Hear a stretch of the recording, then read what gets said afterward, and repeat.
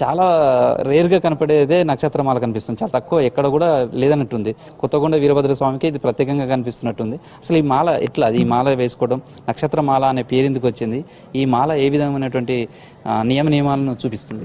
మాల ప్రతి శ్రావణ మాసము మొదటి రోజు కాకుండా రెండవ రోజు స్టార్ట్ చేసి 27 రోజులు అంటే ఈ యొక్క దీక్షా కార్యక్రమం భక్తులు మాల వేసుకున్నవారు బ్రహ్మముహూర్తంలో లేచి స్నాన సంధ్యాదులు ఆచరించి గంధము తిలకము ధరించి మరియు వస్త్రాలు నూతనంగా ధరించి పూజా మందిరం ఉంటుంది. అందరూ ఒకటే కాడ ప్రాతకాల పూజానంతరము మంగళ నీరాంజనం, మంగళారతి, తీర్థప్రసాద వితరణ, మధ్యాహ్నం భిక్ష, మళ్ళా సాయంకాలము ప్రదోషకాల సమయంలో స్వాములందరూ పూజ మరియు మంగళ నీరాజనము, స్వాములందరికీ అల్పాహార కార్యక్రమము 27 రోజులు పరంపరంగా కొనసాగవచ్చు.